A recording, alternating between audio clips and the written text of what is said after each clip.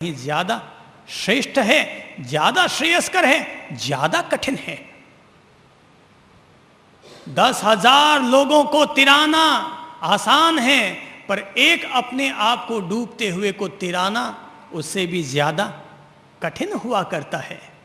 10,000 लोगों का भला करना आसान है, 10,000 लोगों के अंधेरों को दूर करना आसान है, पर अपने घर के अंधेरों को दूर करना उससे भी बड़ी तपस्या है।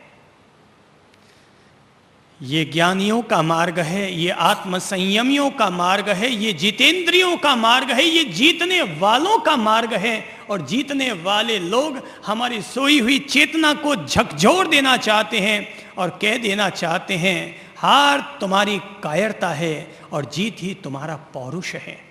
तुम्हें जीत के लिए निकल पड़ना चाहिए, कदम आगे बढ़ाना चाहिए। जो सहसम सहसाणम संगा में दुज्जये जिणे, जो हजारों हजार योद्धाओं को जीतता है उसकी बजाय जो अपने आप को जीतता है उसकी जीत ही परम जीत है। हे ब्राह्मण, तुम मुझसे कहते हो कि मैं पहले अपने शत्रुओं पर विजय प्राप्त करूं। अरे हकीकत तो ये है कि मेरे खुद के भीतर ही इतने सारे शत्रु बैठे हैं। क्रोध मेरा शत्रु है, अहंकार मेरा शत्रु है, राग द्वेष मेरे शत्रु हैं, मोह विकार मेरे शत्रु हैं। अरे पहले मैं इन पर तो अपनी विजय प्राप्त करूं।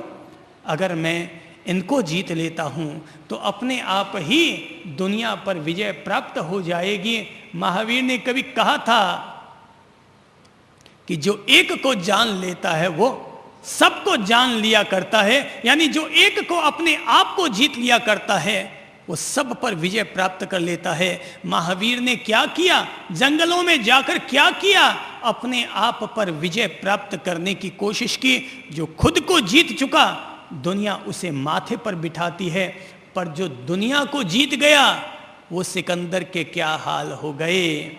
हमारे सामने दो विकल्प हैं, एक है महावीर, एक है सिकंदर।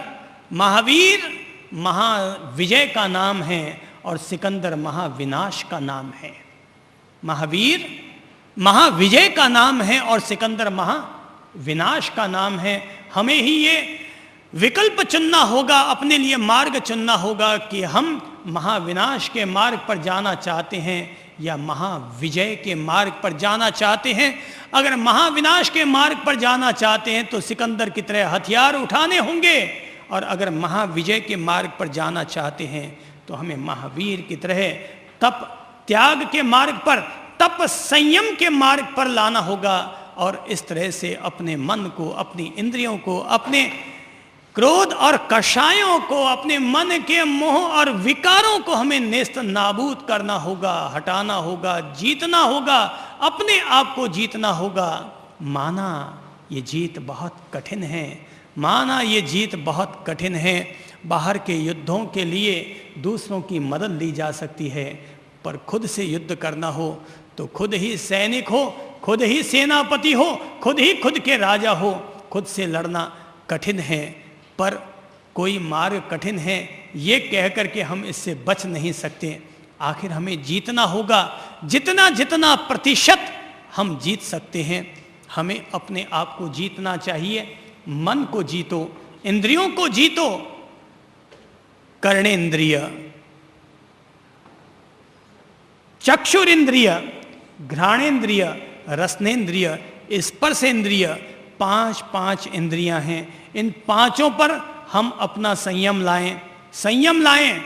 कर्णेंद्रिय संयम लाओ, जीतेंगे हम इस पर। और जीतने के लिए पहला उसूल ये अपनाएंगे, कर्णेंद्रिय किसी की निंदा नहीं सुनूंगा, किसी की निंदा नहीं करूंगा, किसी की निंदा नहीं सुनूंगा, किसी की निंदा नहीं करूंगा। अगर मुझे कभी किसी की निंदा सुनने को मिल गई और मैंने अगर उसमें रुचि और रस ले लिया तो अगले दिन एक व्रत करूंगा, प्रायश्चित के रूप में अगले दिन व्रत करूंगा, क्योंकि आज मैंने किसी की निंदा सुनने में रस लिया, रुचि ली, मजा आया, अथवा हमने किसी की निंदा की। चक्षु इंद्रिय पर विजय प्राप्त करें, और विजय प्राप्त करने के लिए अगर हमें लगे कि कहीं कोई हमें गलत दृश्य दिखाई दे गया कहीं कोई गलत बात हमें दिखाई दे गई, अपनी आंखों को बंद करो, पलकों को झुकाओ, पलकों को केवल ध्यान करने के लिए ही मत झुकाओ, वरन अगर कभी कोई गलत दृश्य सामने आ जाए तब भी पलकों को झुका लो, क्योंकि आंखें बिगड़ गई तो मन अपने आप बिगड़ ही जाया करता है। गांधी ने कभी उसूल दिया था, बुरा मत देखो, बुरा मत सुनो और बुरा मत बोलो। मेरा उसूल रहता है और मेरा उसूल ये है, कभी कभी बहरे भी बनो, कभी कभी अंधे भी बनो और कभी कभी गूंगे भी बनो। गांधी कहते हैं यूं अंगुली रख करके बुरा मत बोलो, मैं कहूंगा अरे भाई कभी कभी गूंगे भी बनो।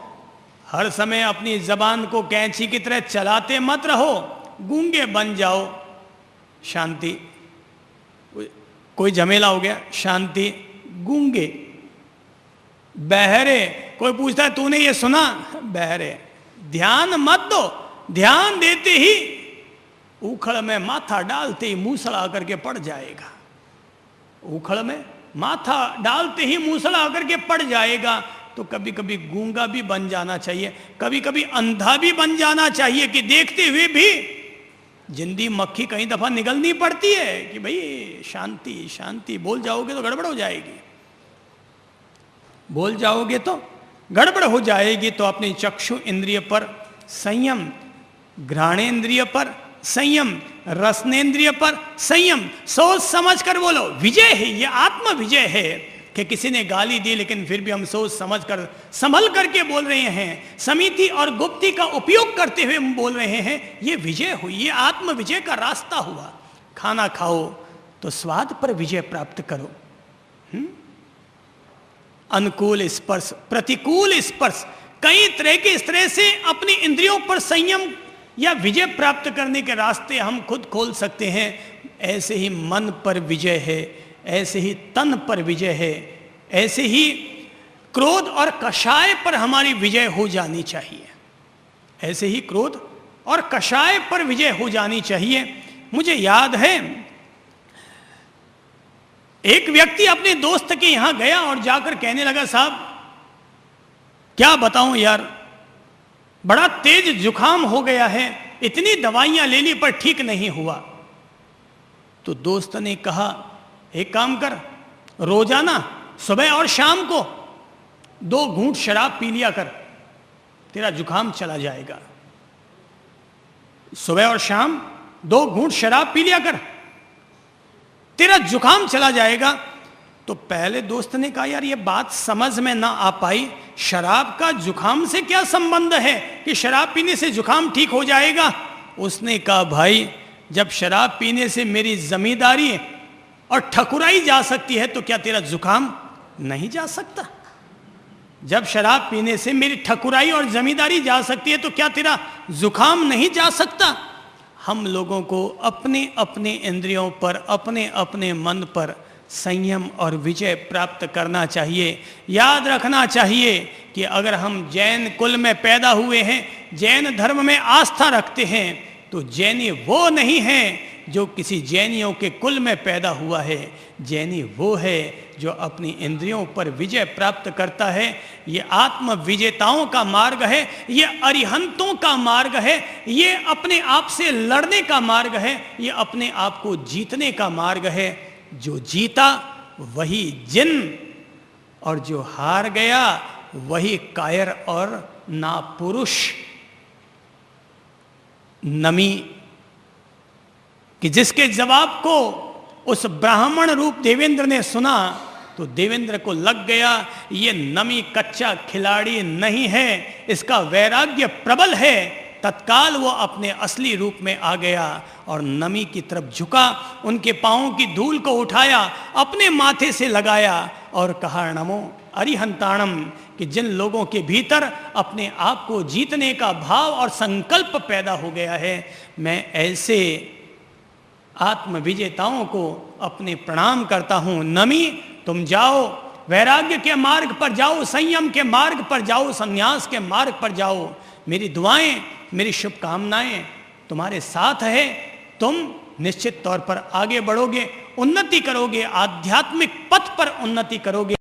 ये ब्राह्मण बनकर आया हुआ देवता इंद्र तुम्हें अपने आशीष देता है और तुम्हारे संकल्प और साधना की पूर्णता की मनौती करता है, प्रार्थना करता है, दुआ करता है। नमी तब निकल जाते हैं, उत्कृष्ट साधना करते हैं, उत्कृष्ट तप जप और संयम करते हैं और शाश्वत घर की ओर एक दिन वो निकल जाते हैं, जिसे लोग सिद्ध, बुद्ध और मुक्त अवस्था कहा करते हैं। राजा नमी को, राजर्षि नमी को प्रणाम समर्पित करते हुए ये सद्भाव अपने अंतर्मन में मैं अपने लिए भी और आप सब लोगों के लिए भी समर्पित करता हूँ। अपन लोग भी ऐसे ही आत्म विजेता बने, क्योंकि हजारों हजार योद्धाओं को जीतने की बजाय एक अपने आप को जीतना ये परम विजय है, ये महाविजय है। और आने वाला कल ऐसे ही विजेताओं को चाहता है, उन पर गौरव करता रहेगा। अपनी ओर से प्रेम पूर्वक आज इतना ही अनुरोध करता हूँ। नमस्कार।